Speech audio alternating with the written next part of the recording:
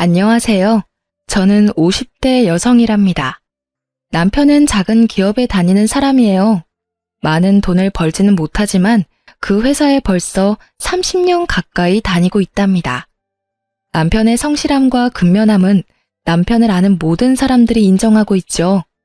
부유하진 않아도 남편이 꼬박 같이 가져다주는 월급을 쪼개고 쪼개서 저축해 우리 집도 마련할 수 있었고요. 그리고 우리 부부에게는 그 무엇과도 바꿀 수 없는 보물이 하나 있어요. 다름 아닌 우리 외아들이랍니다. 공부를 잘해서 초등학교 때부터 1등을 놓친 일이 없었어요. 명문대학교를 졸업하고 우리나라 최고의 기업에 당당히 입사했죠. 참, 시집에 대한 이야기를 먼저 하고 넘어간다는 것이 아들 자랑에 앞서 이렇게 되었네요. 오늘 드리고 싶은 말씀은 주로 우리 동서와 관련된 일이라서 이제 시집에 대한 얘기를 해드리려고 합니다. 시부모님이 아직 살아계시고 남편은 두 형제 중 맞이랍니다. 시동생이 있고 손아래에 동서가 있죠. 제가 시집갈 당시 시집은 정말 찢어지게 가난했어요. 남편이 취직을 해서 그래도 끼니는 때우게 됐었지만 우리는 간신히 방 한 칸을 얻어서 살림을 시작해야 했었죠. 그런데 시동생이 시쳇말로 하면 장가를 잘 갔답니다. 동선의 친정아버지가 사업을 크게 하시는 부유한 집안이었거든요. 시동생이 동서의 친정아버지, 즉 시동생의 장인이 되는 분과 함께 사업을 운영하면서 돈을 좀 만지게 되었고 따라서 시집의 형편이 좀 피기 시작했어요. 그리고 이제는 그럭저럭 남한테 아쉬운 소리 안 하고 사는 정도가 되었죠. 시동생은 완전히 처가에 매여 있었고 동서에게는 입안에 혀처럼 굴었답니다. 그리고 가정에 지극히 충실하게 처신했고요. 동서는 자신의 친정이 부유하고 시동생이 자신의 아버지 사업체에서 일해서 시집을 돕는 것을 가지고 노골적으로 그리고 은근히 유세를 떨었답니다. 우선 시집에서 치르는 제사나 명절 등 시집의 행사 때 손 하나 까딱하지 않더라고요. 시집에 와서 며칠을 고생하는 저와는 달리 동서는 그것을 두툼한 돈봉투로 대신하더군요. 시부모님들께 돈봉투를 내밀고 세상의 최고의 효부라도 된 듯 아양을 떨더라니까요. 아버님, 어머님, 이 돈 가지고 이번엔 어디 온천에라도 다녀오세요. 다음번엔 제주도 가실 수 있도록 해드릴게요. 시부모 옆에 딱 붙어 앉아서 호맹맹이 소리를 내가며 하는 짓이 가관이었어요. 워낙 가난하게 사셨던 탓에 시부모는 그 돈봉투가 못내 반가웠나 봐요. 그래, 네가 효부다, 효부야. 온천 가야지, 암. 우리 둘째 며느리를 아주 잘 봤어. 얘 큰애야. 여기 과일하고 마실 것 좀 드려라. 나와서 일을 도우라고 해도 잠깐 나와서 일을 하는 둥 마는 둥 하다가 시부모가 있는 안방으로 다시 들어가 버리는 것이었어요. 자그마치 10년을 그렇게 살았네요. 혼자 일하는 게 너무 억울했지만 동서가 시부모 용돈 쥐어주는 것을 어찌 막을 도리가 없으니 그렇게 살았는데 점점 허리가 말을 안 듣더라고요. 파스를 붙였는데 잠시뿐이었고요. 아무래도 동서를 좀 손봐줘야겠다는 생각을 하고 있었는데 어느 해 추석 명절에 뜻밖의 일이 생겼죠. 그래서 동서가 매니큐어를 곱게 칠한 그 손을 물에 담글 수밖에 없게 되어버렸답니다. 재수가 없어서 그랬는지 재수가 좋아서 그랬는지 길에서 넘어져 오른손을 짚으면서 제 손목이 골절되었죠. 추석을 며칠 남기지 않았을 때 일이었답니다. 손을 쓸 수가 없으니 일을 할 수가 있나요? 결국은 그 얌체 동서가 독박을 쓰고 일을 혼자 다 하게 되었죠. 시부모는 오히려 저에게 핀잔을 주더군요. 조심성이 없어가지고서는 원. 평상시에 성질이 급하더니 내 그럴 줄 알았다. 명절날 아주 편하게 쉬게 되었구나. 아이고, 맏며느리라는 애가 그러고 있으니 차례상이나 제대로 차려질지 걱정이로구나. 시어머니 말씀대로 차례상은 엉망이었어요. 동서는 일이라고는 도무지 해본 것 같지가 않더라고요. 도대체 얼마나 대단하게 일을 하는지 부엌에서 계속해서 비명소리가 들렸어요. 아야, 뜨거! 등등 무슨 어드벤처 영화 같았죠. 그렇게 그 명절이 동서에게는 진탕 고생을 하는 명절이 되었어요. 동서는 손목에 깁스를 하고 앉아 입으로만 일을 감독하는 저를 아래 위로 째려보더라고요. 저는 속으로 아주 많이 고소해하고 있었어요. 동서는 혼자 그 일을 다 하면서 짜증이 날 때마다 시동생에게 화풀이하는 것 같더군요. 시동생이 어쩔 줄을 모르더라고요. 시동생의 입장은 비록 이랬지만 시부모는 아들에게서 오는 넉넉한 생활비에 대단히 만족하는 것 같았어요. 그리고 명절 때마다 그리고 때때로 올 때마다 동서가 가져다주는 돈봉투에도 감동하는 것 같았죠. 시부모는 둘째네와 비교해서 저와 남편을 무시하기도 했답니다. 남편도 적지만 최선을 다해서 시집에 생활비를 보내고 있었어요. 시부모가 볼 때는 적은 돈이었을지 모르지만 우리에게는 큰 돈이었답니다. 처음에는 그것도 고마워했었죠. 하지만 시동생이 보내는 생활비를 받아보더니 이제는 우리가 보내는 것은 우스운 것 같더라고요. 저는 이런 시부모의 태도가 더 우스웠죠. 도대체 자식을 돈 많이 가져다주는 순서로 평가하는 부모라뇨. 그냥 워낙 가난하게 살다가 돈이 생기니 그러나 보다 하고 생각하기로 했죠. 어쨌든 날짜가 흐르고 다음 명절을 맞이하게 되었어요. 그런데 이게 무슨 조화일까요? 이번에는 제가 집안 화장실에서 넘어져 세면대에 쇄골을 부딪혔어요. 쇄골 골절이 되면서 손을 전혀 움직일 수 없게 되었답니다. 또 그 많은 명절일을 동서 혼자 치르게 되었죠. 그런데 동서는 정말 이래저래 얌체였어요. 혼자 일을 하게 되니까 시부모한테 돈봉투를 주지 않는 것이었죠. 시부모의 곱지 않은 시선이 자연히 저한테 쏠렸답니다. 아마 동서가 내심 생각한 것이 이것이었을 거예요. 그 명절도 그래서 편안하게 지내고 집으로 돌아와서 저는 배를 잡고 웃었답니다. 사실 2번 다 제가 동서에게 시집살이의 맛을 좀 보여주자고 꾸민 일이었어요. 살짝 다치긴 했지만 약만 처방받았고 깁스는 일부러 구해서 쓴 거였고요. 2번 다 가짜 깁스를 하고 일부러 꼼짝하지 않았거든요. 생각하면 생각할수록 고소해서 계속 웃음이 나더라니까요. 2번을 더 위경련이 생겼다는 둥 해서 그런 식으로 명절을 나고 나니까 동서도 머리를 쓰기 시작하더라고요.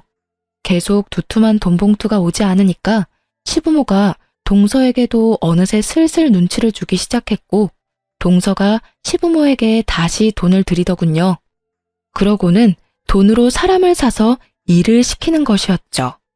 시부모는 돈이 생기는 것에만 관심이 있을 뿐 집안의 행사가 어떻게 치러지는지 신경을 쓰지 않더라고요. 음식을 사다가 놓는다고 해도 별 잔소리를 하지 않을 것 같더라니까요. 저는 그런 시부모가 참 안타까웠어요. 어머님, 아버님, 세상에는 돈보다 중요한 것이 얼마든지 많아요. 제삿날하고 명절날은 어머니, 아버님이 동서한테 용돈을 버시는 날이 아니잖아요. 후손이 조상님을 정성을 다해 섬기고 있다는 마음을 보여드리는 날이잖아요. 그런 일을 어떻게 돈으로 할 수 있겠어요? 정성 가득한 마음을 갖고 일하는 것이 중요한 거 아니겠어요? 만일 어머님, 아버님이 돌아가신 다음에 제사 지낼 때 우리 2 며느리가 다 손을 떼고 돈으로 사람을 사고 돈으로 음식을 사서 제사를 지낸다고 한번 생각해 보세요. 정말 그런 제사상을 받고 싶으신 거예요? 시아버지와 시어머니가 아무 대답을 못하더군요. 하지만 동서가 내미는 적지 않은 용돈의 재미를 잊을 수는 없었던가 봐요. 이제는 시부모까지 저와 남편을 노골적으로 무시하기도 했죠. 이건 마지가 해야 할 일을 둘째네가 다 하고 있으니 말이다. 마지하고 둘째가 바뀌었어. 마지가 이만큼 우리한테 해줬어 봐라. 지금 나이가 몇인데 아직도 한 살림 꾸려가는 게 그렇게 빠듯해서야 원. 그런데 저는 남편한테 불만이 없었답니다. 좋은 대학을 나오지는 못했지만 학교를 졸업하고 다닌 직장에 지금까지도 다니고 있었어요. 지각 1번, 결근 1번 없이 꾸준히 그리고 열심히 일했답니다. 당연히 승진도 쭉쭉 해서 월급도 많이 올라갔죠. 월급이 늘어나는 만큼 시부모의 생활비도 올려드렸고요. 저는 그런 남편이 참 고마웠답니다. 다니는 직장에 만족하지 못하고 사업을 한다 뭐다 해서 돈만 날리는 사람들이 얼마나 많은가요? 그리고 그 회사에 그렇게 오래 다니면서 남편이라고 왜 힘들지 않았겠어요? 하지만 저나 아이 듣는 곳에서 불평을 하는 일이 없었어요. 야근이다 주말 근무다 해서 일도 많은 회사였죠. 피곤하고 지칠만 한데도 남편은 한 우물을 파는 것이었죠. 우직하리만큼 성실한 남편에 착한 성품에 공부까지 잘하는 아들에 모두 제 마음에 쏙 드는 세상에서 제일 소중한 사람들이었어요. 그래서 시부모가 아무리 둘째네와 우리를 비교하면서 무시를 해도 저는 주눅 들지 않았답니다. 그네 너는 좀 더 돈 많이 준다는 다른 회사나 사업은 생각이 없는 거냐? 도대체 그 별로 전망이 밝지도 않은 회사에 왜 그렇게 주구장창 붙어 있는 게야? 아버지, 회사가 규모는 작지만 오래갈 회사예요. 그만큼 경영이 튼실하고 빚도 많지 않은 알짜배기예요. 모르긴 몰라도 평생 직장이 될 거예요. 비록 한 번에 큰 돈을 버는 일은 없을지 몰라도요. 사내로 태어났으면 한번 크게 성공해 보아야겠다는 생각도 해야지. 그저 쥐꼬리만한 월급 매달 준다고 거기에 일생을 걸어? 사내가 그렇게 배포가 없어서 어떡하겠냐? 거기다가 말이다. 그 며느라이 들으라고 하는 소리는 아니다만 둘째 내를 봐라. 처가 잘 만나서 돈만 잘 벌지 않니? 이건 맏아들 처가에서 보내는 것이라고는 매번 흙 묻은 농산물 뿐이니 말이다. 들으라고 하는 소리는 아니라고 말했지만 분명히 저 들으라고 하는 말이었죠. 우리 친정은 시골에서 대대로 농사를 짓고 있는 집안이었어요. 친정 부모님은 정성 들여 농사지은 무공의 식재료들을 서울로 자주 올려보내주셨죠. 시댁에도 매번 그렇게 서울에서는 구할 수도 없는 식재료들을 보내시곤 했어요. 그런데 그걸 보고 흙 묻은 농산물뿐이라고 표현을 하니까 화가 좀 나더라고요. 어머님, 아버님, 그 식재료들은 서울에서 아무리 돈 많이 줘도 못 구하는 무공의 천연식품들이에요. 저희 친정 부모님이 특별히 최고로 좋은 것들만 골라서 보내신 거라고요. 1년을 꼬박 지으신 농사예요. 거기 들어간 정성이 얼마인데요? 그걸 어떻게 돈으로 따질 수가 있나요? 누가 뭐라고 그랬니? 그저 사위한테 한몫 크게 도와주시는 처가도 많다. 그런 얘기였지. 금며느라이 네가 왜 그렇게 발칵하는지 모르겠구나. 그리고 남편에 대해서도 제 생각을 당당하게 말했어요. 자꾸 전망도 없는 작은 회사라고 뭐라고 하시는데요. 영훈 아빠 돈 문제 가지고 제 속 썩인 일 단 한 번도 없어요. 술, 담배도 안 하고요. 1원 한 푼 빼지 않고 월급 봉투 다 가져다 줘요. 그래서 생각보다 훨씬 빨리 집도 샀고요. 그리고 어머님, 아버님, 맏손자 영훈이 보세요. 얼마나 속이 깊고 공부까지 잘하는 아이인데요. 그런 아들, 손자가 기특하지 않으세요? 할 말이 없으면 혀를 끌끌 차는 것이 우리 시부모의 습관이었어요. 이런 저의 말에 또 혀를 끌끌 차더라고요. 남편이 저를 슬쩍 꼬집으며 더 이상 말하지 말라는 뜻을 전하기에 말을 끊었죠. 동서는 세월이 지나도 얌체짓을 계속하고 있었어요. 시부모가 사실 동서의 그런 행동을 부추겼다고도 볼 수 있을 거예요. 어머님, 아버님, 이게 9번이나 쪄서 숙성시킨 인삼인데요. 거기다가 꿀을 재워서 먹기도 아주 좋아요. 한번 드셔보세요. 어때요? 드시기에도 편하시죠? 아버님 요즘 기력이 좀 떨어지셨다면서요. 옆에 두고 하루에 3~4번씩 드세요. 떨어지면 제가 또 사다 드릴게요. 아유, 그놈의 코맹맹이 소리. 정말 듣기 싫어 죽겠더라고요. 그런데 이걸 어쩌나 바로 그 타임에 들고 들어간 밥상을 그만 제가 엎고 말았어요. 상 위에 있던 음식들이 동서한테 다 쏟아졌죠. 형님, 도대체 이 옷이 얼마짜리인지 아세요? 형님이 물어주실 거예요. 이 물건 한국에 단 5벌밖에 안 들어온 옷이라고요. 다시 구할 수도 없는 옷이에요. 명절 지내러 시집에 오는 며느리가 그런 옷을 입고 오면 쓰나. 몸빼 바지까지는 아니어도 일하기 편한 복장이면 되는 것이지. 명절 한번 지내고 나면 티셔츠에 기름 냄새가 배서 빨아도 안 없어지더라고. 그래서 영훈 아빠 입던 옛날 티셔츠 입고 와서 빨지 않고 버리기도 하거든. 동서, 그러니까 명절날에는 시집에 오는 며느리답게 입고 와. 패션쇼 하러 오는 거 아니잖아. 동서가 소리소리 지르며 옷에 묻은 얼룩들을 닦아내기 바빴어요. 그게 그런다고 닦아지나요? 나중에 드라이클리닝 갖다 주라고 하고 제가 티셔츠와 바지 여분으로 가져온 것이 있으니 주겠다고 했죠. 저의 이 말에 동서가 더 열받아 하더라고요. 동서가 약이 올라 방방 뜨는 모습을 보니 어찌나 통쾌하던죠. 사실 제가 짐짓 동서 쪽으로 상을 기울여 엎었었거든요. 약이 단단히 오른 동서가 저를 칠 듯이 대들었고 시부모도 동서의 편을 들었죠. 너는 아무튼 조심성 없기로는 세계의 최고로구나. 길거리에서 넘어지고 집안에서 넘어지고 이제는 상까지 없고 집안의 가스불은 제대로 잠그고 다니니? 집에 불 내지 않을까 걱정이로구나. 아무튼 이 동서와 저는 세월이 지나도 친해질 기미가 없었답니다. 저는 제가 할 수 있는 최대한의 방법을 동원해서 동서의 얌체짓에 복수를 해주고 있었죠. 동서는 동서대로 여전히 돈을 앞세워 시부모의 환심을 사면서 시부모가 우리 집과 동서네를 비교하게 만들고 있었어요. 그리고 동서도 노골적으로 내지는 은근히 우리를 무시했죠. 그런데 그렇게 돈을 무기로 우리를 무시하면서도 동서가 한 가지 우리 집에 열등감을 가지는 일이 있었어요. 그것은 바로 아이들에 대한 문제였답니다. 동서는 아들 하나, 딸 하나를 두고 있었어요. 아들은 변호사를 만들고 딸은 피아노를 시키겠다나요? 그런데 변호사를 만들겠다는 아들아이가 공부에는 영 뜻이 없었어요.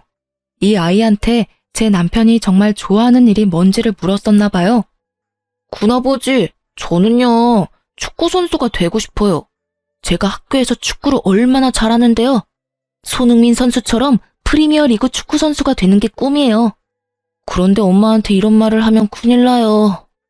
그리고 피아노를 시키겠다는 딸아이의 취미도 다른 데 있었습니다. 왜 머리도 길고 옷도 정교한 인형들 있잖아요. 그것을 가지고 머리를 다듬고 옷을 갈아입히고 해서 보여주는 것을 보면 어찌나 예쁘게 만들어 놓는지 감탄을 뱉을 수밖에 없더라고요. 손재주가 어찌나 좋은지 한 번은 명절날 제 머리 고무줄이 끊어져서 어찌할 바를 모르자 어디선가 나무젓가락을 하나 구해오더니 그것을 비녀처럼 사용해서 예쁜 올림머리를 만들어주는 것이었어요. 코디네이터나 스타일링 하는 일이 적성에 맞는 아이였죠. 큰 조카인 아들아이는 공부의 두각을 나타내지 못했고 딸아이에게도 아무리 좋은 선생을 붙여보아도 큰 진전을 보이지 못했답니다. 저희 남편이 그게 참 안타까워 보였는지 서방님에게 한번 말을 꺼냈더라고요. 아이들이 진정 원하는 게 뭔지를 말이에요. 세훈이한테 어쩌다 물어봤는데 축구가 좋다고 하더라. 자신이 좋아하는 일을 해야 신도나고 잘할 수 있는 거지. 요즘 축구 선수 얼마나 좋으냐. 옛날에야 운동하는 사람들이 대접받지 못했지만 지금은 그런 시대가 아니지 않니? 하고 싶다는 일을 하도록 도와주는 것이 부모가 할 일이야. 형, 세훈이가 나한테도 그런 말을 했었어요. 그런데 우리 집에서 제 말은 먹히지도 않는다는 거 형도 잘 알잖아요. 애들 교육에 대해서는 더군다나 애들 엄마가 완전히 꽉 쥐고 있다니까요.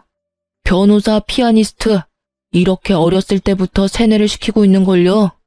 아이들의 형편이 이러니 동서가 당연히 공부 잘하는 우리 아들에 대해서 신경을 곤두세웠죠. 아유, 우리 세훈이도 사실 머리는 좋은데 노력을 안 하는 아이예요. 선생님이 그러더라고요. 머리는 최고로 좋은 아이라고요. 조금만 노력하게 도와주면 최고 성적을 낼 수 있다고 하더라고요. 영훈이 정도 성적은 금방 따라잡을 수 있다고 그러던데요. 누가 물어봤나요? 물어보지도 않았는데 굳이 말을 붙이면서 조카 아이에 대해서 이렇게 얘기하는 것이었죠. 사실 우리나라 엄마들의 공통적인 믿음, 아니 착각, 아시죠? 우리 아이는 머리는 좋은데 노력을 안 한다. 바로 그것이죠. 우리 형편의 아이에게 과외 선생을 붙이거나 비싼 학원에 보낼 수는 없었죠. 하지만 아이는 그런 것 없이도 자신의 노력으로 공부를 잘했답니다. 아이가 초등학교 다닐 때만 해도 단칸방에 살던 때였어요. 단칸방에 상 하나를 펴놓고 공부를 하면서도 1등을 놓치지 않았죠. 대학교도 평소에 원하던 좋은 대학교에 한 번에 합격했답니다. 아빠, 조금만 더 일하세요. 제가 졸업하고 나면 아빠 집에서 쉬실 수 있게 돈 많이 벌어올게요. 엄마도 매일 장부 펴놓고 계산 안 하시게 해드릴게요. 저 자신 있어요. 아들의 이런 말에 우리 부부는 콧등이 시큰해졌답니다. 동서는 아들을 변호사로 만들기 위해서 별 노력을 다하는 것 같았어요. 요즘 변호사가 되기 위해서는 옛날처럼 몇 년을 방에 틀어박혀서 고시 공부만 하면 되는 것이 아니잖아요. 일단 학교 레벨도 어느 정도 있어야 된다고 들었어요. 그리고 학점도 좋아야 하고 영어 성적도 뛰어나야 한다죠. 그리고 법학 적성 시험이라나 뭐라나 아무튼 생각할 수 있는 머리가 뛰어나야 잘 볼 수 있다는 시험까지 통과해서 로스쿨에 가야 한다죠. 그렇지만 축구 선수가 되고 싶다는 아이가 무슨 이런 공부에 재미를 붙이겠어요? 정말 하고 싶어 하는 것을 못하고 엉뚱한 곳에 매달려야 하는 조카 아이를 볼 때마다 마음이 좀 아팠어요. 결국 큰 조카는 지방에 있는 대학에 간신히 입학했고 작은 조카인 딸애는 대학엔 가기 싫으니 코디네이터를 양성하는 학원에 보내달라고 했대요. 동서가 펄펄 뛰며 반대한 것은 보지 않아도 비디오였어요. 동서는 어쨌든 이래저래 저와는 절대로 화합할 수 없는 사람이었답니다. 그렇게 우리 두 동서가 개와 고양이처럼 지내는 가운데 세월이 무심하게 흘렀죠. 아이들도 이제 장성했고요. 우리 영훈이는 대학을 우수한 성적으로 졸업하고 우리나라에서 최고라고 하는 기업에 당당히 입사했어요. 연봉 수준도 한국에서 3위 안에 드는 기업이라고 하더군요. 입사한 지 1년 만에 아들이 첫 자동차를 샀어요. 기념으로 제 아버지 회사에 가서 모시고 퇴근하겠다고 하더군요. 저까지 동승했죠. 사실 남편은 평생을 대중교통을 이용해서 출퇴근을 했답니다. 오늘은 아들이 운전하는 차로 퇴근하게 생겼네요. 일부러 미리 연락하지 않고 갔어요. 놀래켜줄 생각이었죠. 아니, 무슨 바람이 불어서 이렇게 둘 다 왔어? 영훈이 너 차 뽑았다고 하더니 벌써 나왔니? 오늘 우리 아들 덕에 지하철 안 타고 퇴근 한번 편하게 해보자꾸나. 아들은 나온 김에 여기저기 드라이브도 좀 하고 맛있는 것도 사주겠다고 하더라고요. 그렇게 해서 강남 쪽으로 가게 되었어요. 차가 좀 막히긴 했지만 아들이 산 첫 차를 타고 시내를 돌면서 정말 기분이 최고였답니다. 잠깐만요. 저 앞으로 작은아버지가 지나가신 것 같은데요. 제가 틀림없이 봤어요. 작은 엄마하고 같이 나오셨나 봐요. 전화해보세요. 근처에 계신 김에 제가 저녁 대접 같이 하게요. 남편이 시동생에게 전화를 걸었죠. 그리고 우리가 어디 있으며 영훈이가 가까이서 두 사람을 본 것 같으니 저녁을 산다고 했죠. 형, 영훈이가 잘못 봤나 봐요. 저 오늘 강남에 간 일 없는데요. 집사람한테 전화 걸어보세요. 집에 있을 거예요. 아무래도 아들이 비슷한 사람을 착각했던 모양이더라고요. 아니라는데 굳이 동서한테 전화를 할 필요가 없어서 우리 식구끼리 근처에서 맛있는 저녁을 먹고 집으로 돌아왔어요. 그런데 아들이 집에 와서까지 계속 자기가 본 사람이 작은아버지였다고 하는 것이었어요. 엄마, 정말 틀림없이 작은아버지였어요. 그다지 먼 거리가 아니었는데요. 숙모는 길 안쪽에 계셔서 잘 못 봤고 작은아버지는 확실히 본걸요. 쇼핑 가방을 많이 메고 계시던데요. 숙모하고 쇼핑이라도 나오신 것 같던데. 제 눈이 틀림없어요. 눈까지 마주쳤는걸요. 다음번에 동서와 어찌저찌해서 통화가 되었을 때 이 일을 말해주었죠. 동서도 자신은 그날 강남에 간 적이 없다는 것이었어요. 아들이 잘못 본 것이 틀림없었죠. 어머나, 영훈이가 이제 차를 샀다고요? 우리 애들은 20살 될 때 차 한 대씩 다 뽑아줘서 능숙하게 운전해요. 영훈이더러 운전 조심하라고 하세요. 운전 시작하고 나서 처음에 사고가 많이 난다니까요. 말도 참 예쁘게 하는 우리 동서였어요. 도무지 구제불능이었죠. 저는 이제 동서가 이런 식으로 말하는 일에 아무렇지도 않은 경지에 이르러 있었답니다. 알았네. 조심하라고 할게. 처음이니까 알아서 조심할 테지만 말이야. 걱정해줘 고맙네. 아들이 받는 연봉은 우리의 상상을 훨씬 뛰어넘는 것이었죠. 하지만 연봉을 많이 주는 것이 결코 공짜는 아니더군요. 야근도 많았고 출장도 잦았어요.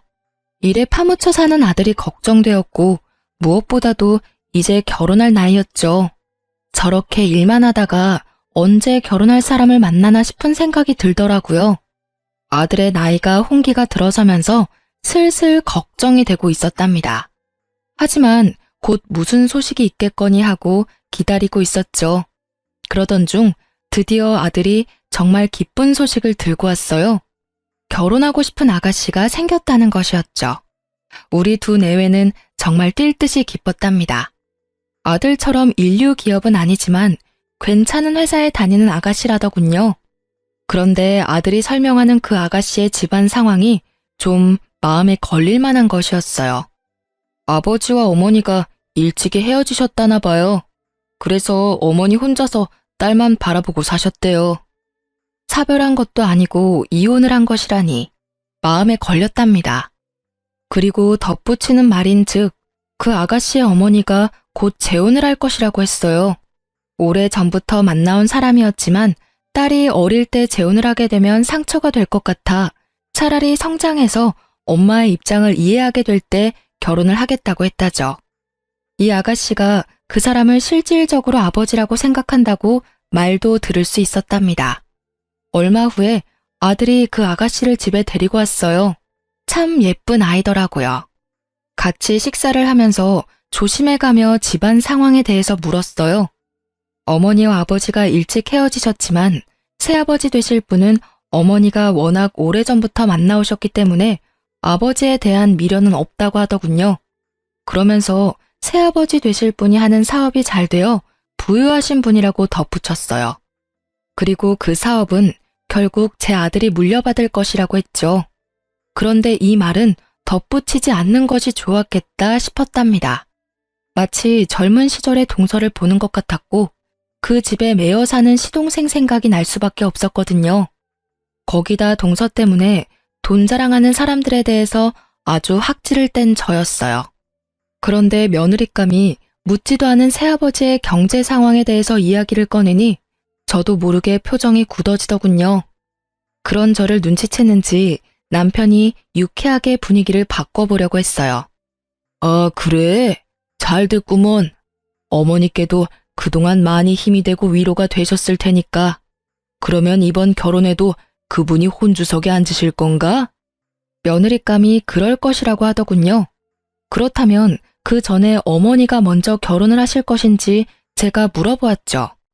그랬더니 새아버지 되실 분이 사업상 정리를 하셔야 할 일이 많아서 그 정리가 끝나야 어머니와 재혼이 가능하다는 것이었어요. 사실 이것도 제 마음에 그다지 흡족한 대답이 아니었죠. 결혼 전이라면 그냥 남자친구인데 혼주석에 앉다뇨. 썩 내키는 혼처는 아니었지만 아들이 좋다고 하니 그쪽 집안 사정이 그렇다 해도 무조건 말릴 수 있는 일은 아니었어요. 집안 형편이 평범하지 않은 것이 계속 마음에 걸렸죠. 시부모에게 전화를 했죠. 시부모도 당연히 맏손주의 결혼에 관심이 컸기에 며느리감을 만나본 일을 전해야 했어요. 그리고 제 걱정거리에 대해서도 말했죠.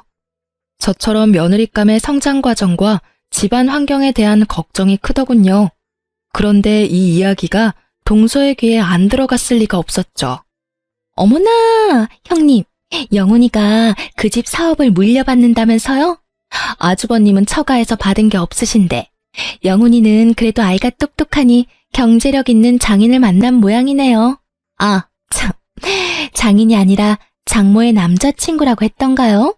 아유, 좋은 집안하고 혼사가 되었어야 했는데 사실 신랑 하나 똑똑하다고 좋은 집안하고 사돈 맺기가 쉽지는 않아요. 신랑의 집안이 좋아야지 좋은 집안하고 사돈이 되죠. 이 말에 제가 발끈해버리고 말았죠. 나는 우리 집안이 안 좋은 집안이라고 생각해 본 적 없어. 우리 영훈이는 누구보다도 훌륭한 아버지 밑에서 자라서 가정에서 아버지의 역할이 어떤 것인지를 잘 아는 애야. 그리고 영훈 아버지는 남의 신세 지지 않고 일확천금 바라는 일 없이 세상에서 제일 성실하게 살았다고 자부할 수 있어. 우리 친정에서는 영훈 아버지를 최고의 사위라고 생각하고 있고 말이야. 나는 사실 서방님이 처가에 매여서 자신의 의견 한번 제대로 말 못하고 그렇게 사시는 것이 더 안 돼 보였네.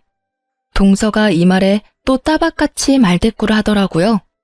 그러면 우리 집에서 세훈 아빠를 종 대하듯이 했단 말인가요? 지금 하신 말씀은 그렇게 들리네요.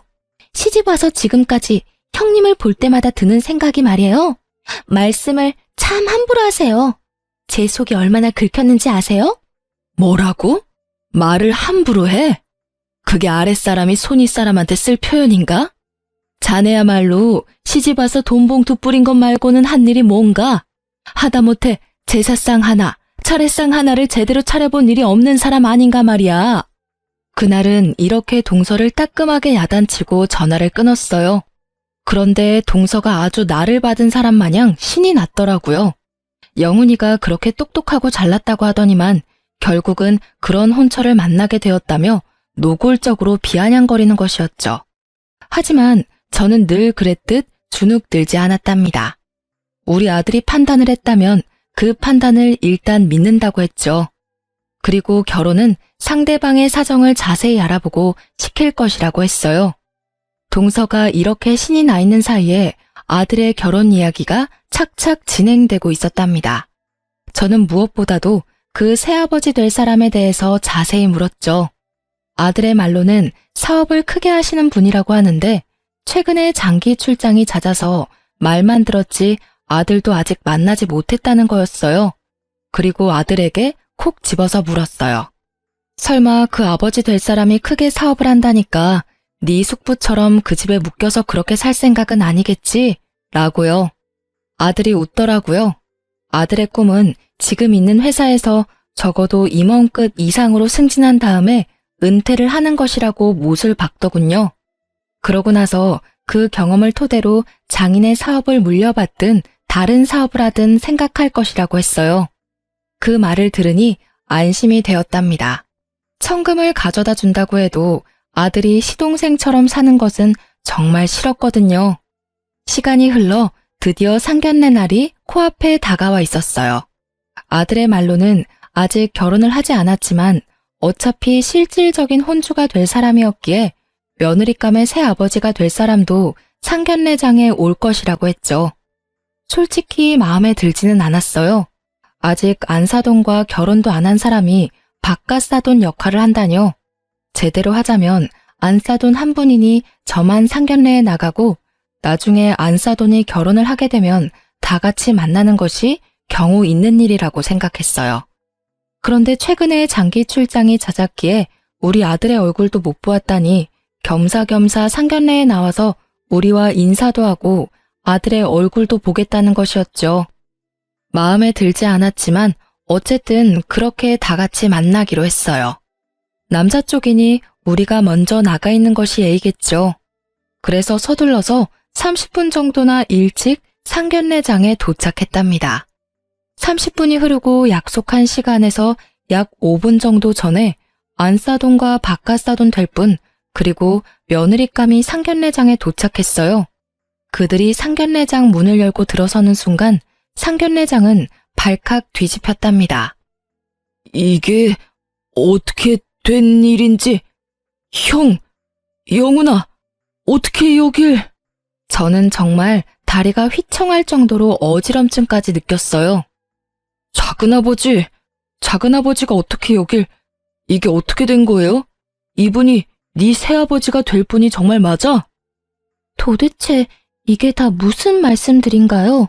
작은아버지라뇨? 우리 새아버지 될 분이 어떻게 영훈 씨 작은아버지가 된단 말이에요. 이건 말도 안 돼요. 뭔가 잘못된 일일 거예요. 며느리감은 그래도 정신이 있는 모양이었어요. 남편과 저는 아예 정신이 혼미해서 아무 말도 하지 못하고 있었답니다. 잠시 시간이 흐른 후 아들이 침착하게 상황을 정리하더군요. 여기 이분은 분명히 우리 작은 아버지셔. 그리고 네 새아버지 될 분이 맞다고 네가 분명히 확인했고, 그리고 장모님과 만난 지도 한참 됐다면서. 그렇다면 상황은 분명하네. 작은아버지, 이제 작은아버지가 상황을 설명해 주셔야 할 것 같은데요. 시동생이 거기서 무슨 말을 할 수 있었겠어요? 우물거리며 말을 잇지 못했고 고개를 들지 못하더군요. 그리고 더 이상 그 자리에 앉아있지 못하겠는지 일어서서 도망을 치듯 밖으로 나가버리는 것이었죠. 그러고는 그 자리에 다시 돌아오지 않았어요. 제가 안사돈에게 물었어요. 딱 한 가지만 여쭙겠습니다. 저 사람이 가정이 있는 사람인 걸 알고 만나셨나요? 아니면 가정이 있는지 모르고 속아서 만나셨나요? 이 말씀에 대한 대답은 꼭 들어야겠습니다. 안사돈 될 사람이 말이 없더군요. 말이 없었지만 저는 그 묵언의 뜻을 알아들을 수 있었어요. 적어도 안사돈은 가정이 있는 사람이라는 것을 알고 만났다는 것을 알 수 있었죠.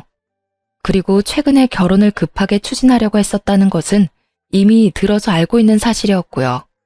제가 아들을 일으켜 세웠어요. 예비 며느리가 흐느껴 울기 시작하더군요. 그렇게 상견례는 엉망이 되었고 아들과 우리는 집으로 돌아와서도 한동안 서로 대화 없이 천장만 보고 앉아 있었죠. 얼마나 시간이 흘렀는지도 잘 모르겠더라고요. 그런데 갑작스러운 전화벨 소리가 이 어색한 침묵을 깼죠. 형님, 그 대단한 사돈댁하고는 상견례 잘 끝내셨어요? 어머나, 그러면 이제 영훈이도 회사에 매여 있지 않아도 되겠네요. 장인 될 분이 크게 사업을 하는 사람이라면서요? 우리 세훈 아빠처럼 편하게 집안일만 운영하면 되는 거 아니겠어요? 동서, 내가 지금은 자네에게 할 말을 다 정리하지 못한 상태야. 내가 조금 있다가 아니면 며칠 있다가 다시 전화를 걸 테니 말이야. 전화는 꼭 할 거네. 해야 할 얘기가 있거든. 그때 궁금한 거 다 물어보고. 전화를 끊자 이어서 아들이 말하더군요. 자신의 결혼 문제와는 별도로 이 이야기는 작은 어머니한테 전해야 한다는 것이었죠. 저도 아들의 의견에 찬성했답니다. 결코 동서를 놀리거나 골탕 먹이려는 의도가 아니었어요. 이 문제는 동서네 집의 운명을 좌우하는 중대한 문제이기 때문에 아들의 의견에 찬성한 것이었죠. 그리고 얼마 전에 들은 말이 있었죠. 곧 동서네 아버지가 시작하시고 일구신 사업체의 명의까지 시동생에게 넘어갈 것이라는 이야기였어요. 지금까지는 경영만 했거든요. 정말로 우리 시동생을 나쁘게 생각하지 않으려고 했었어요. 결혼 전에 시동생의 모습도 머릿속을 스쳐 지나가더군요. 일하기 싫어하고 나태한 사람이었어요. 시아버님이 인물이 좋으신 분이었죠. 그 인물을 빼닮아 젊은 시절에 정말 여러 여자 울리던 사람이었답니다. 아들이 자신이 계획을 세워서 이 일을 정리하겠다고 말하고는 자기 방으로 물러가더군요. 아들의 마음이 지금 어떨까를 생각하니 마음이 찢어졌어요.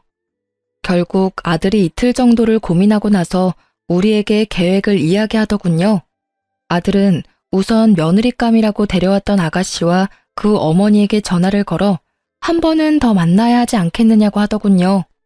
그쪽에서 망설이는 것 같더니 그러자고 하는 것 같았어요. 시내의 모처로 두 사람을 불러냈죠. 그리고 아들은 정말 작은 어머니를 속이고 싶지는 않지만 지금은 그럴 수밖에 없는 것이 가슴 아프다고 하면서 동서에게 전화를 걸었어요. 엄마가 결혼 문제 때문에 작은 어머니와 의논할 것이 있으니 작은 어머니만 나오라고 했죠.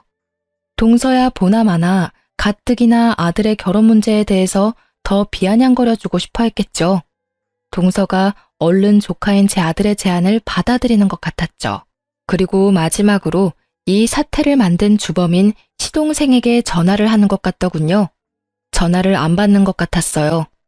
하지만 시동생이 이 세상 모든 것에서 도망치지 않는 이상 회사나 집 밖에 있을 곳이 어디 있겠어요.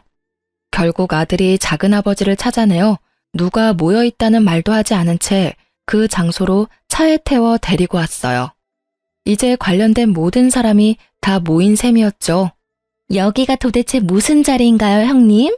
저는 형님만 계실 줄 알고 나왔는데 저 두 분은 잘 모르는 분들이네요.